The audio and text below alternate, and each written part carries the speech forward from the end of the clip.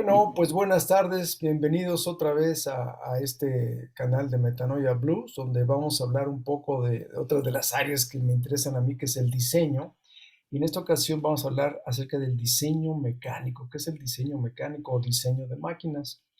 Y para eso tenemos como un invitado de 5 estrellas a Víctor Tijerina, que nos conocimos pues ya hace un buen rato trabajando para el Grupo Vitro, en el corporativo de tecnología del Grupo Vitro, que lanzó un programa en diseño muy original al detectar que dentro del Grupo Vitro se necesitaba un desarrollo intensivo de maquinaria, ¿no? Porque en la competencia internacional estaba muy feroz y Vitro tenía muchos frentes en ese entonces.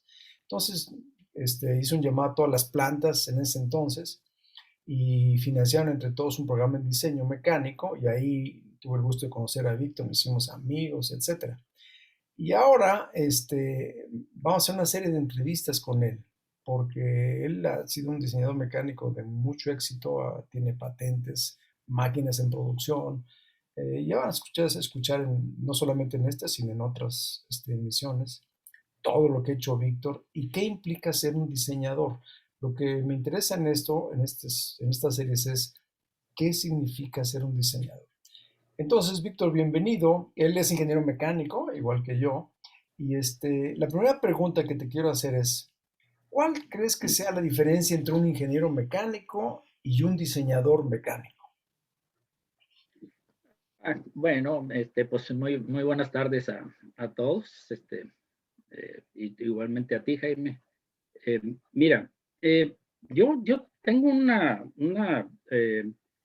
una manera, ¿verdad?, de definirlo en este sentido, que por ejemplo un ingeniero mecánico, pues es vamos a decir, es una disciplina que en las universidades o los institutos tecnológicos pues es una carrera profesional, ¿sí? El ingeniero mecánico.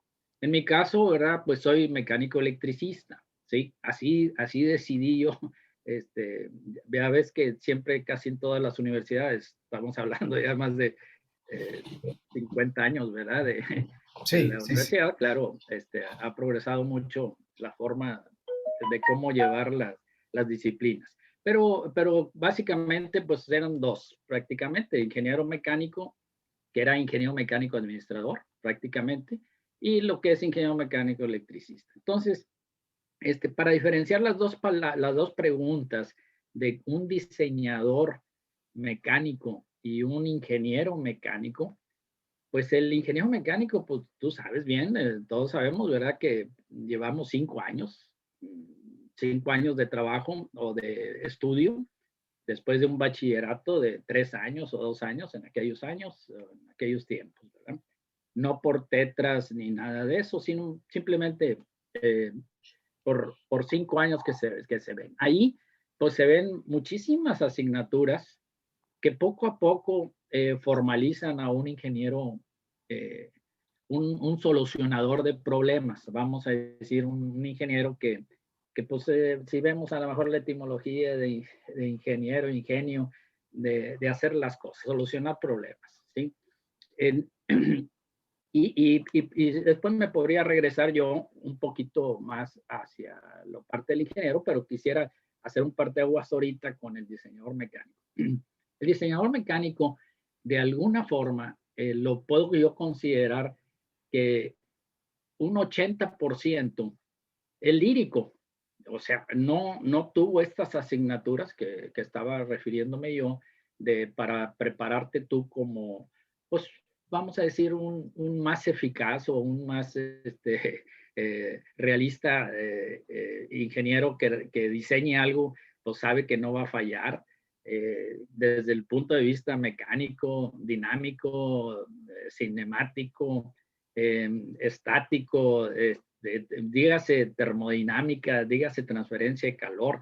En fin, hay muchas asignaturas que al transcurso llevamos como 5 o 6 matemáticas, que yo recuerde, en ingeniero mecánico electricista, porque pues sí se ven unas cosas los primeros 3 años y luego ya los últimos dos pues se ven más de otras cosas, ¿verdad? Más matemáticas, vamos a decir.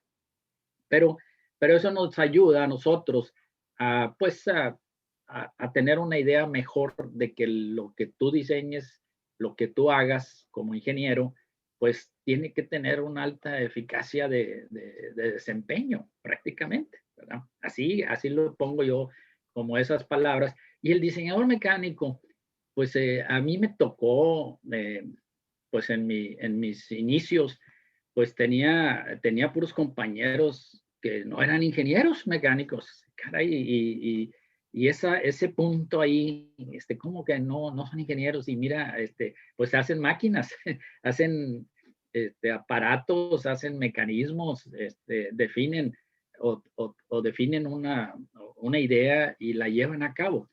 Entonces yo llegaba a la conclusión que hay muchas personas que son líricas, le voy a decir así, en el cual a través de la experiencia, de 20, 30, 40 años de experiencia, adquieren una sensibilidad de la proporción de las cosas.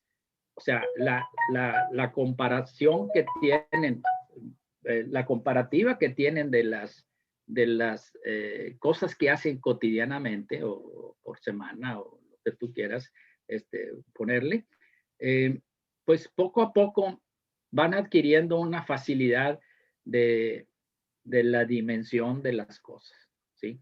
De la dimensión de la proporción, del que poco a poco, pues hoy esto no va a fallar porque ya le metí un espesor exagerado, por decir, ¿verdad?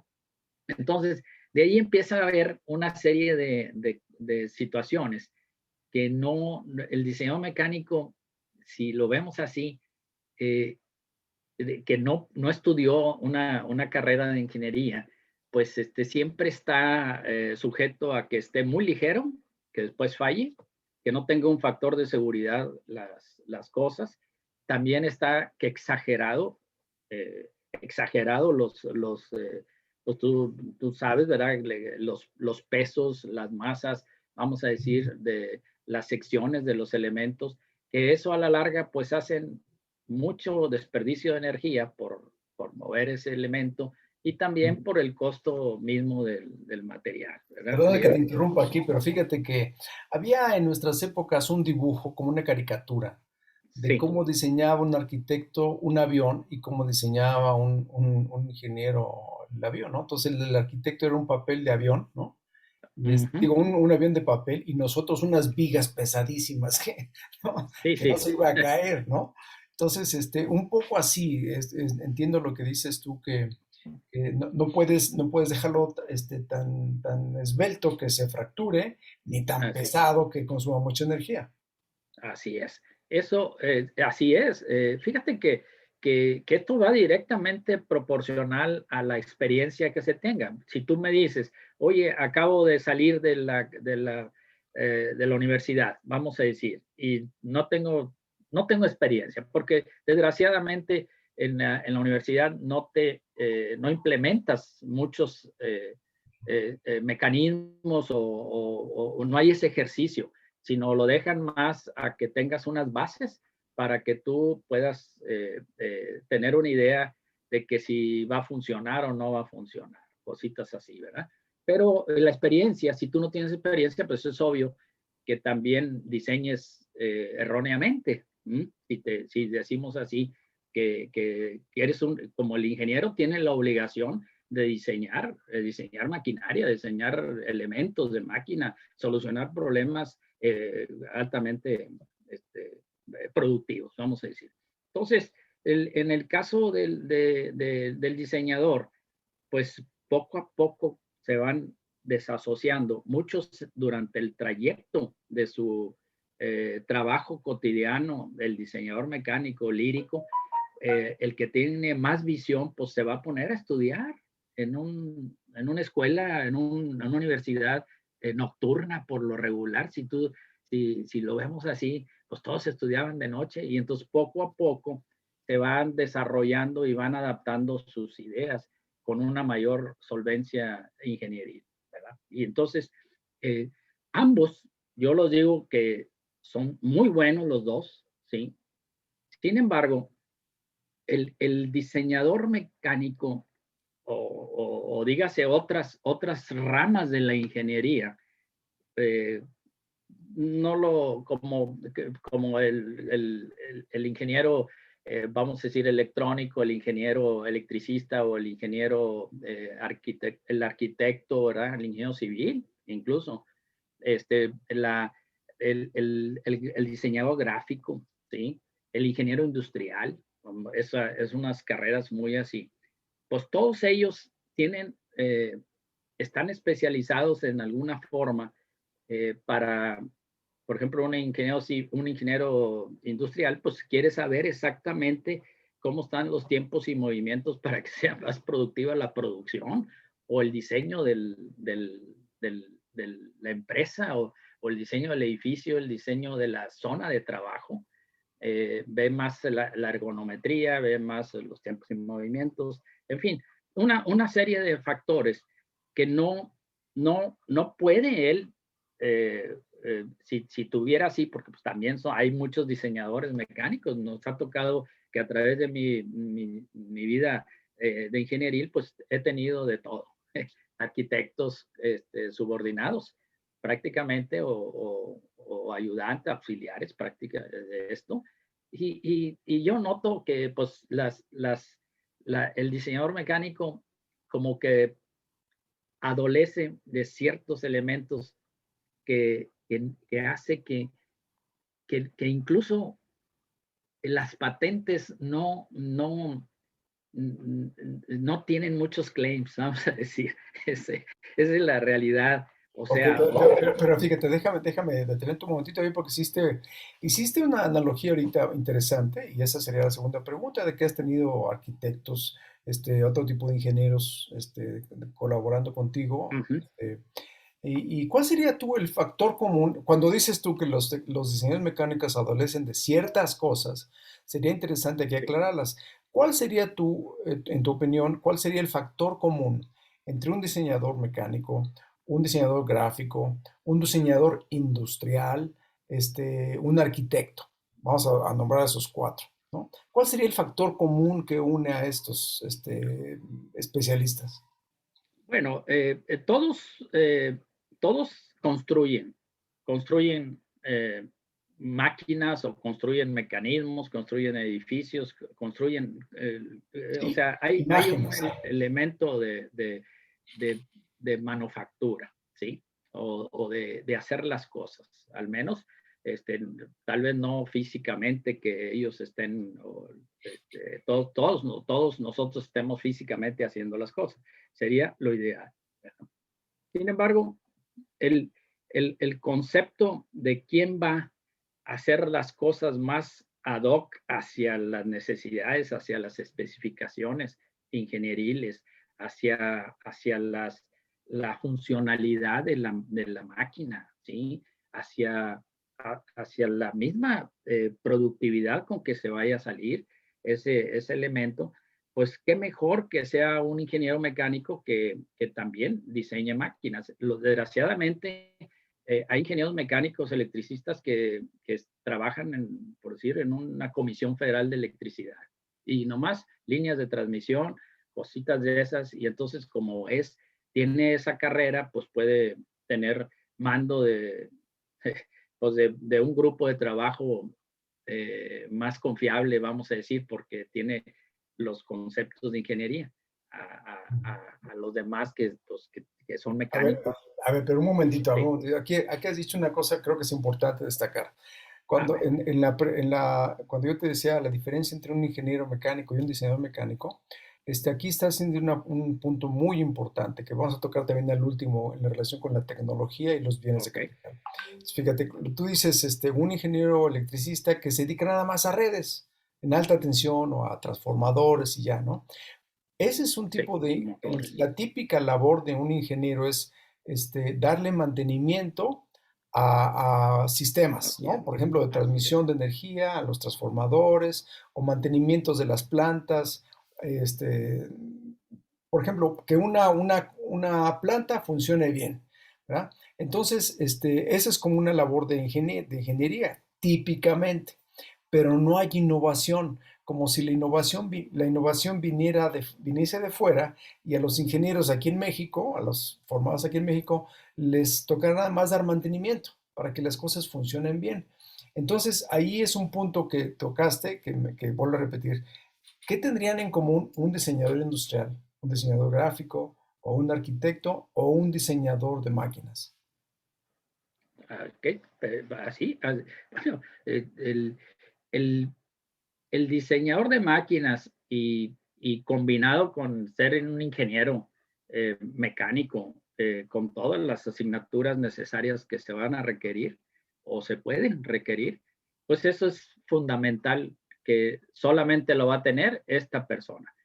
El otro, que es el diseñador, lo estoy haciendo una diferencia del diseñador mecánico, porque tampoco no quiero dejar atrás esa creatividad, fíjate, esa creatividad que también tiene el diseñador lírico, vamos a decir, el que a través de la experiencia o la inteligencia, o que no pudo haber estudiado por razones económicas de su familia o qué sé yo, y lo pusieron a trabajar desde muy temprano a ser un buen tornero, un buen fresador, un buen soldador, una serie de cosas que no realmente hace durante el periodo el ingeniero mecánico. ¿Sí?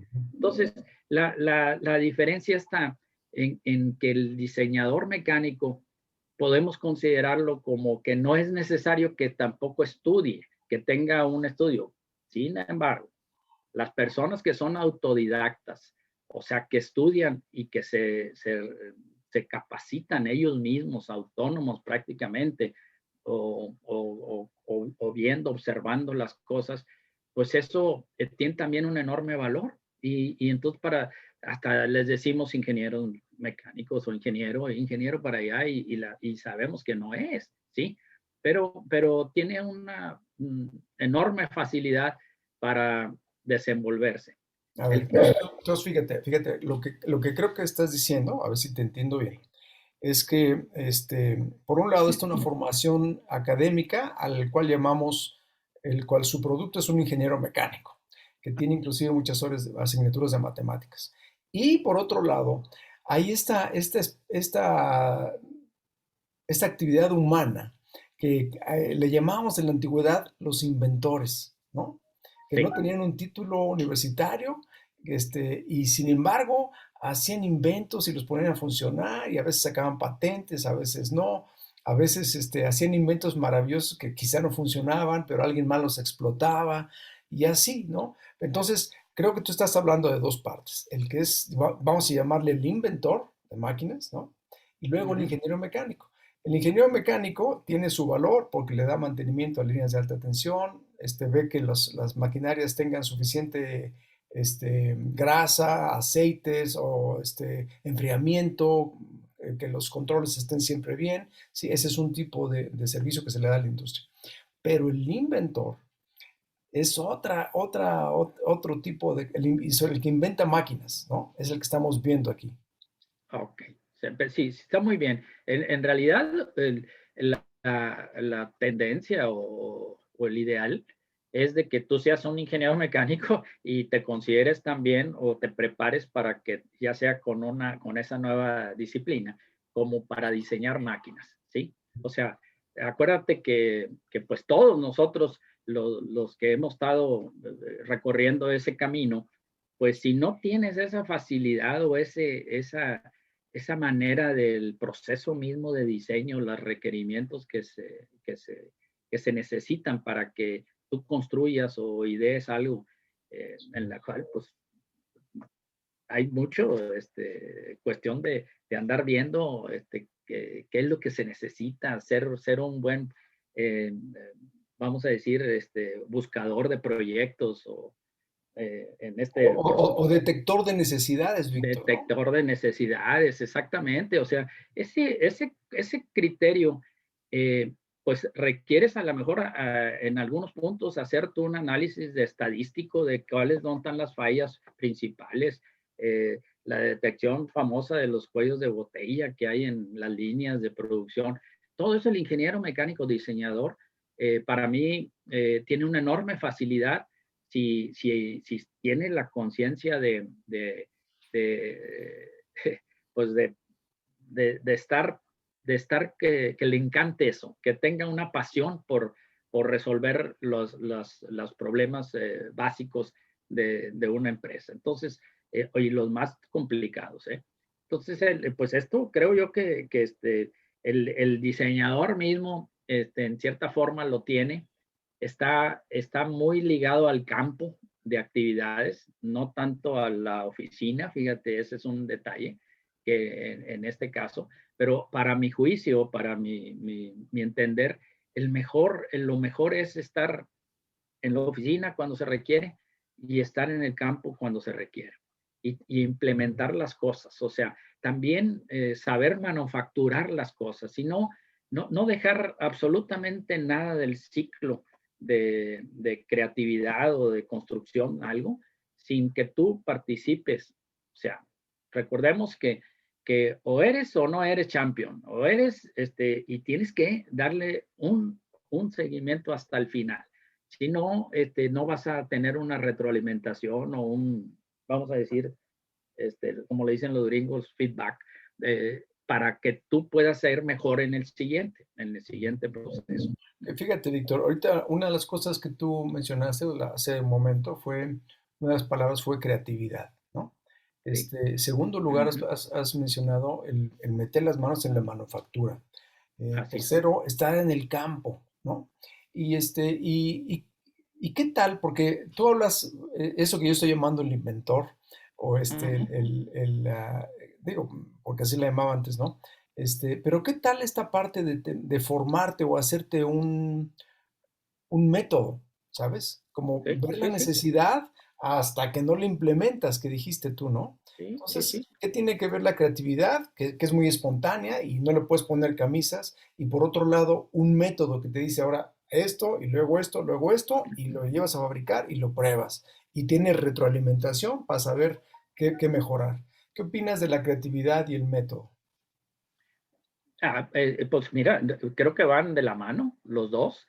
En realidad, no, es una falacia decir, ay, la idea esta pasó y aquí, me salió. Sí existe, pero para que tú la domines esa idea y la lleves a cabo físicamente, pues tienes que tener un proceso mismo de diseño, ¿verdad? En la cual tengas esa metodología de hacer las cosas.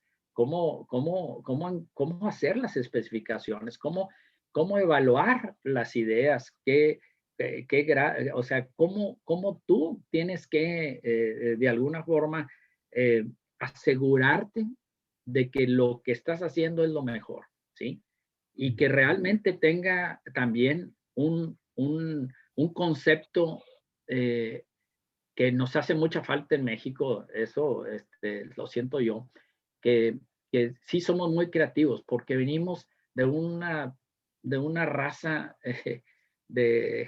con genes, vamos a decir, si lo vemos así, pues artesanales prácticamente, y entonces somos muy hábiles para los mexicanos para hacer algo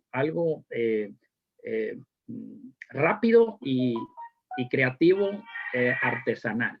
Pero nunca vamos a competir en una empresa global o en un mundo donde pues hay ricos y hay pobres y hay quien tiene miles de millones de habitantes como China o como la India, ¿verdad?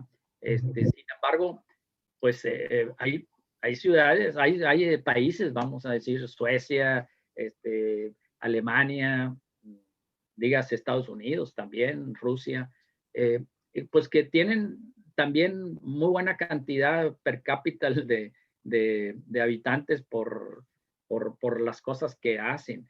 Y la economía no pensamos mucho en eso. Entonces, el México, en este caso, ¿verdad?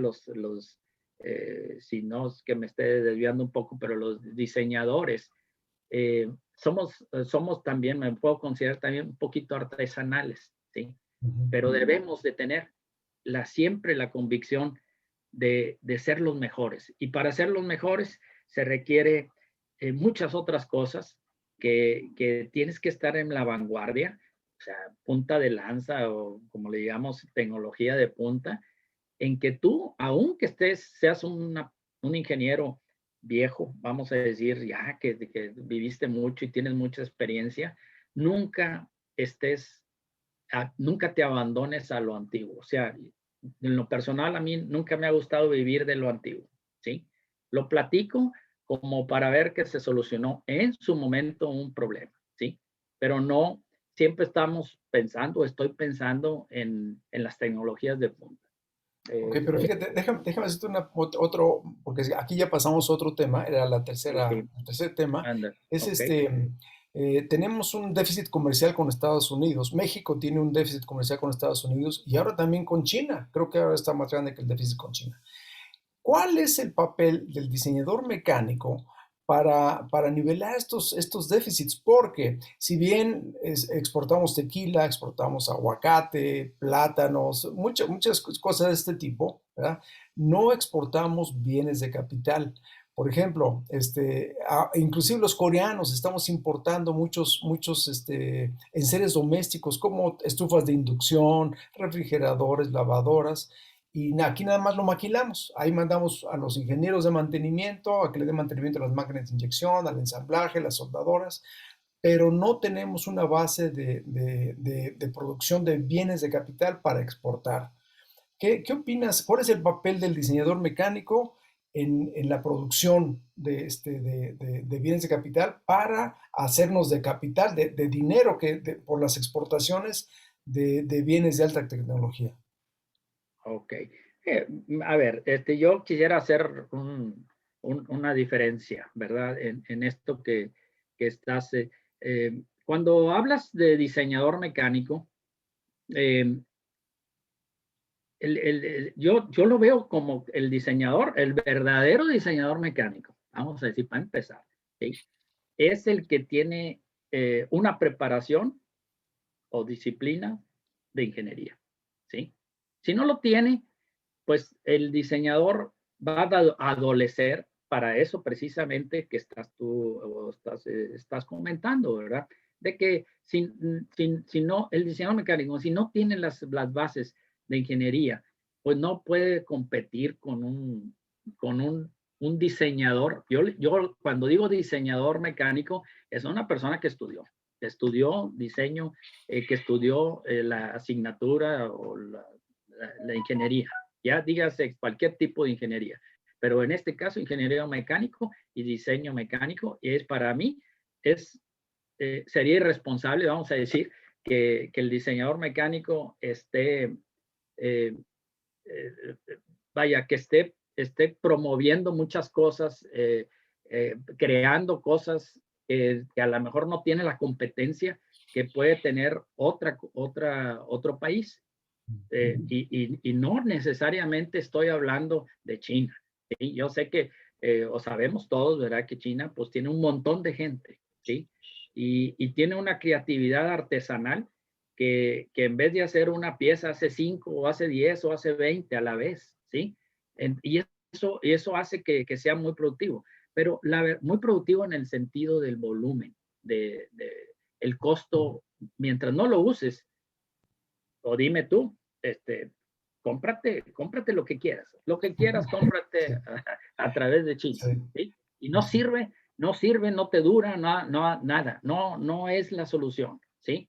En cambio, si tú compras algo alemán o compras algo que pues tú sabes que se diseñó con todos los de la ley, vamos a decir, que tiene todo americano o algo, pues sí, te cuesta un poquito más o te cuesta más, pero a la larga, pues esto tiene una mejor solución. Ese es el país que yo quiero ser, ¿sí? Ese es el ingeniero que yo quiero ser, ¿verdad? En poder competir. A ver, las máquinas que hemos hecho nosotros o que he estado yo participando como champion, pues siempre ha sido en que, acuérdate, o veamos, dobles o triples o cuádruples cavidad, ¿sí? Y además que se reduzca la cantidad de partes. ¿Para qué? Pues para que el proceso de misma manufactura pues nos salga más barato y podamos competir en costo, en precios de... Entonces, ese tipo de cosas el diseñador tiene que valorar eso. Si no, nunca vamos a ser mejores. Ese es el problema de México, que somos muy artesanales, pero a la hora de producir, y necesita Estados Unidos volumen de coches, volumen de enseres domésticos, volumen de chips, volumen de aviones, de partes, de todo lo que quieran, pues no podemos nosotros competir con eso. Necesitamos que traigan ellos sus ingenieros, y ahí estamos nosotros como de segunda mano, pues tratando de apoyar. A la larga, eso a nosotros nos hace nos hace inteligentes en la toma de decisiones, porque vemos a los americanos o vemos a los ingleses, vemos a los alemanes, franceses que están aquí trabajando con nosotros y aprendemos. Pero eso siempre lo hemos dicho, pues vamos a hacer que cuando nosotros alcancemos un nivel de, de bienestar, pues ellos ya están con 3 veces bienestares más arriba, ¿sí? Esa es la gran diferencia que yo lo veo. Pero ¿por qué no estudiamos bien? ¿Por qué no nos preparamos bien? ¿Por qué no le damos tiempo al tiempo? O sea, hay un tiempo que digo yo que estando joven todo podemos tenerlo, pero también de viejos nunca debemos dejar de aprender. Y ese es el factor de que no debe uno perder la ubicación para cómo hacerlo mejor, ¿sí? No, y la verdad, que sea económico, que sea barato. Entonces, para eso, para que sea barato, en primer lugar, tú compras la máquina herramienta que es americana. Ok, todo control numérico y todo lo que quieras está muy bien, ¿sí? Pero ellos no te venden el bien de capital, te venden la máquina, la base, vamos a decir así. Pero no te venden el tooling o no te venden esa se tiene que formar. Acuérdate que todos los tornos, todas las fresadoras, todos los centros de maquinado, la gran mayoría, el 90 o el 85%, son máquinas herramientas, ¿sí? Una máquina herramienta es para que te sirva para todo. Y ese es el concepto vamos a decir, el por qué los países o sea, súper desarrollados o muy desarrollados, pues son los que te entregan ese tipo de maquinaria para que, pues ahí están, tú haz lo que quieras, ¿verdad? Yo te estoy dando las facilidades para que tú hagas lo que tú quieras, pero la creatividad, por ejemplo, en una máquina de hacer envases o hacer artículos de vidrio, pues si uno piensa que pues la máquina, habemos como 5, 10, 5 básicos, vamos a decir, fabricantes de maquinaria. México pues es un país que vende máquinas buenas, ¿sí? Buenas. Sin embargo, la moldura, no tenemos ahí nos falta algunas cosas, pero sí tenemos unos nichos en la fabricación de moldura. Por ejemplo, fíjate, y es curioso, siempre le llaman así. Por ejemplo, artículos boutique. Ay, ¿qué es eso de boutique? No, pues ya es una botella de tequila que está perfecta, que mira, tiene todo eso. Pues no le interesa al gringo, no le interesa, digo, a los extranjeros hacer nada más 30,000 o 40,000 botellas, ¿sí? Sino Claro. quieren 100,000, de 1,000,000 de piezas, o 20 millones. Y si es cerveza, pues échame 70 millones al año de botellas, ¿sí? Y todo eso, los volúmenes son lo más importante. Entonces, pueden competir con el precio y el volumen. Y eso es un valor que entre medio centavo de dólar es la diferencia en muchos de los contratos que se tienen. Entonces, en el caso de las boutiques, no estás hablando más que otra cosa artesanal. ¿Por qué? Porque hacen el molde, lo hacen a mano prácticamente, ¿sí? Claro, sí, sí, sí. Y entonces, como saben que tienen ya encasillados a que nomás van a querer 80,000 o 60,000 piezas, pues, pues el fabricante no te va a pagar de más, ¿sí? Pero a ver, ¿por qué? ¿Por qué no hacemos eh, eh, todo un tooling para producir Herramental, más costoso. herramental, ¿no?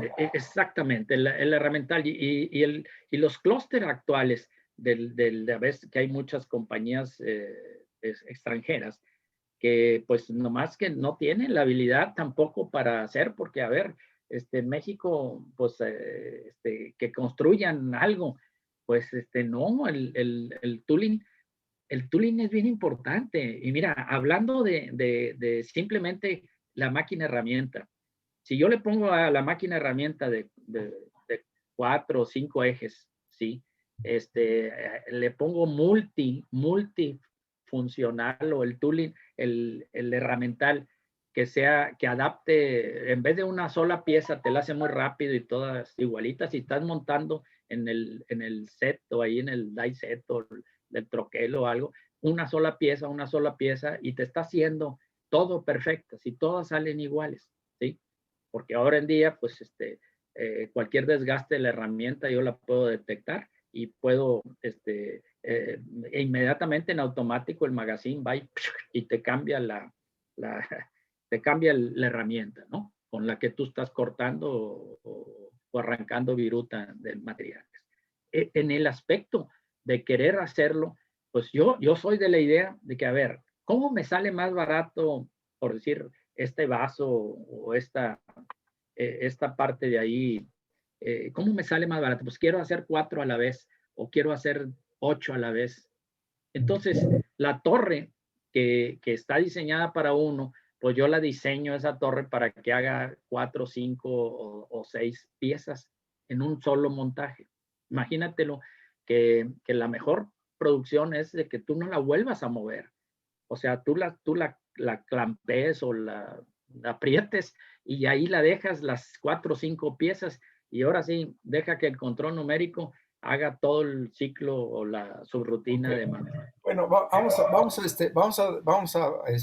Eso por hace supuesto que perdón, eso hace, Jaime, que podamos ser más productivos. Y entonces ahora sí, caray, tengo la mejor máquina de control numérico y tengo el mejor tooling, que te puede costar 1 millón, hasta hay $1 millón te puede costar el tooling, pero ese tooling se paga en un año. El, el, el, el payback, vamos a decir, pues se te retroalimenta, se te retribuye en un periodo muy corto, ¿sí?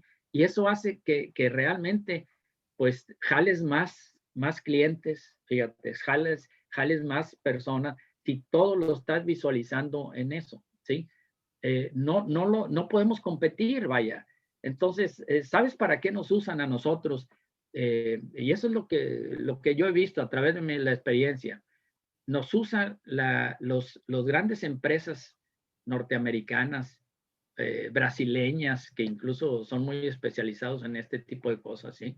Eh, nos usan para desbaste de piezas, fíjate. Y sí. eso es ridículo, ¿sí? Ridículo yo tener una máquina que me cuesta $1 millón de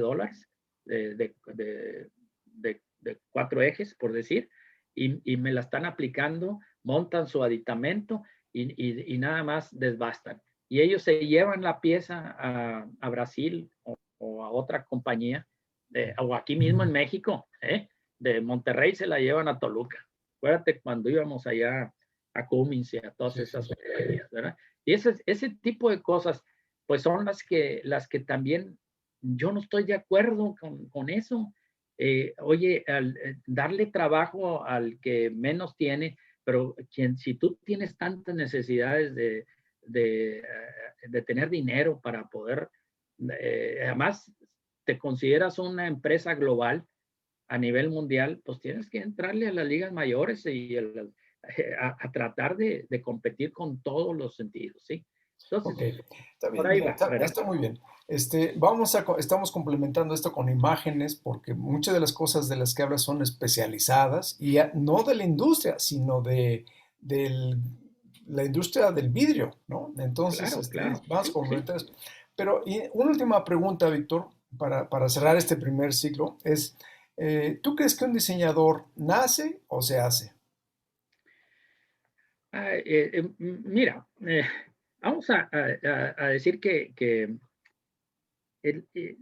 siento yo mucho así, lo voy a hablar también así en propio. Yo creo que algo traemos desde que nacemos, ¿sí? O sea, si nos vemos, hay generaciones, muchas, es muy común que el papá hacía una actividad profesional y también el hijo lo hereda en esa parte. Acuérdate que el dicho aquel que dicen, ¿verdad? Los genes se heredan, ¿sí? En realidad está comprobado, ¿verdad? Que pues mucho la primera generación, la segunda, hasta la quinta generación, se puede decir que hay una efectividad de poder adquirir los genes. Esas personas lo pueden complementar. Tal vez dura, no sé, cada generación vamos a ponerle los 20 años, que así se estipula, ¿sí? Cada 20 años es una generación, ¿verdad? Y en una misma época de uno que vive, pues hay tres generaciones, los ves el abuelo, bisabuelo, bueno, el abuelo, el padre y el hijo, ¿sí? Son tres generaciones, son 60 años ahí, fácilmente que se pueden ver, ¿verdad? Entonces, si ha llegado, pues, o pienso también que no puede ser tampoco muy atrás, porque la tecnología y, y el avance tecnológico de cualquier país o ser humano, pues va reduciéndose en el aspecto que ya 30 años ya estás bien atrás, ¿sí? Pero en un principio, pues se veía en aquellos años de Tomás Alva Edison, ¿verdad? O así, inventores famosos, ¿verdad? Que hicieron más de mil patentes. A mí me gustaría como, eh, creo que alguna vez platicamos tú y yo, una de estas ocasiones, que multiplica las 1000 por las 10 claims que tiene, pues son 10,000, ¿sí? Y cada claim es una patente, prácticamente es un producto que te hace más con mayor valor, ¿verdad? Pero si ya tienes... Vamos a decir que lo que tú estás diciendo, porque muchas personas no van a entender acerca de Sí, esto de no, las no. claims. O sea, Uh-huh. las patentes tienen varios reclamos para la patente, ¿no? Entonces yo reclamo que esta patente tiene este punto en particular y también y también y también y también este. Así es, En inglés son los claims, los claims. ¿verdad? En español vamos a decir que son lo que esta patente reclama para sí de Reclamo. este producto, de este objeto. Exactamente. Sí, sí, eso tiene mucho valor, ¿verdad? Entonces, si nos regresamos a esto de la forma como lo vemos, pues, pues el ingeniero o, o el diseñador, como estás metiendo tú más que el concepto de diseño, ¿verdad? Bueno, el diseñador, pues pienso yo que se nace y tiene algo, pero eh, son básicas las cosas. Desde niño, siempre desde niño yo he admirado, te voy a decir, a, a, a, a países que la orientación vocacional la detectan o lo forman desde que el niño está en segundo o primer año, pues dale un año para observarlo, ¿verdad? Sí. Y ya al segundo año de primaria prácticamente de la preescolar, no tanto el preescolar, posiblemente se puede hacer, sí, con los métodos ahora de detección de psicología infantil o qué sé yo, ¿verdad? O nuevos métodos de pedagogía o de forma, tú detectas las habilidades que tiene esa persona, ¿sí? Y uno de los países que tienen mucho eso, pues es precisamente Alemania. Alemania, por eso en Alemania, pues puede un electricista ganar más que un ingeniero electricista, por decir, ¿sí? Un elemento que va y te resuelve una prueba, gana más. Y hay así, hay torneros que ganan más que el ingeniero mecánico súper, vaya, ¿sí? Porque tiene una habilidad precisamente a lo que estoy diciendo mucho de la manufactura, ¿sí? Bueno, a mí me gustaría que la gran mayoría de los ingenieros mecánicos y los diseñadores mecánicos tuvieran todas esas habilidades. Pero lo menciono porque si tú desde niño lo detectas, si el padre detecta la habilidad y le acerca toda la atmósfera de trabajo o más bien la atmósfera de desarrollo en su familia, sobre ese tema. ¿Tú qué crees? Que pues él así me formaron. Sí, lo veo yo, pues algo le saqué de ver a papá o ver a los abuelos, de ver a los suegros o de ver el otro. De alguna forma con el tiempo, pues vas creando tu propia atmósfera y esa te hace que te desarrolles en eso. Y entonces, el famoso gen que tú heredaste del bisabuelo, que te dice la abuelita, ay, que era muy bueno para hacer carretas y todo, ¿verdad? Híjole, pues sí, ¿verdad? Pero ya no usamos las carretas ahorita, ¿verdad? Pero ese tipo de cosas, eso es lo que al final de cuentas te va haciendo una motivación y una pasión por desarrollar cosas y hacerlo bien, ¿sí? Y podemos enumerar en todo, eh, en todo, vamos a decir, eh, híjole, yo no entiendo, ¿verdad? Pero no entiendo el qué tanto valor puede tener, pero yo creo que sí, mucho, ¿sí? En mi vida, ¿verdad? Se cuenta, vaya, que mi bisabuelo era, fíjate, era muy buen carpintero, ¿sí? Muy buen carpintero. Hacía mil cosas y todo. Bueno, resulta que cuando yo tuve 3 años, muere mi abuelo, ¿sí? A los 3 años de edad, yo tenía 3 años, 1900 y pico, 53, por decir, donde tú naciste. En ese tiempo, a los 3 años, yo nomás por pláticas y todo, y yo creo que pues se te queda y vienes desde allá, se me ocurrió hacer una cruz, ¿sí? Una cruz, para ir a entregársela pues a mamá, porque era su papá el que había muerto, ¿sí? Y le construí una cruz a los 3 años. Y bueno, yo, que diga yo, sí me acuerdo de algo así, pero mamá y papá lo platicaron durante 20 años o más, quién sabe, después, posteriormente. Pero la cruz también hecha, que tenía ensamblado, ¿sí? Ya ves que pues tú puedes hacer una cruz con un clavo y Sí, claro. pegas uno y otro, pero hacer un ensamble Se mueve, claro. Sí. con las herramientas de mi abuelo ahí y pegarle y todo, y el abuelo me dejó, ¿sí? Me dejó que le hiciera. Y la terminé y todo. Obviamente, pues él me consiguió la madera, me la proporcionó, el pedazo ahí, y yo le hice todo lo demás, ¿sí? Y así cositas pintadas y todo. Entonces, esa se le entrego a mamá y, y pues era, haz de cuenta que algo lloró como no tienes idea. Ujú. Y sin embargo, digo yo, bueno, y así está. Posteriormente, mis padres trabajaban mucho. Mi papá, vaya, pues era gerente general o director de una empresa muy famosa en la zona norte de México, eh, que tenía un taller mecánico automotriz en la cual se rectificaban motores, se rehabilitaban motores. Ujú. Pero como en esa época, en 1955, Alemania, ya ves que había el plan Marshall famoso, aquel, de que Estados Unidos apoyaba mucho a las empresas Krupp, a las empresas alemanas, para que pudieran sobrevivir, porque eso eran la base de la economía alemana, ¿sí? Y Ujú. entonces todas esas maquinarias que fabricaban Gimbel, Master y todo, en México, el Instituto Federal, pues se abrió Técnicos Argostal, Gimbel Mexicana, en fin, muchas compañías que recibían la maquinaria, que era muy especializada, totalmente diferente a las americanas, ¿sí?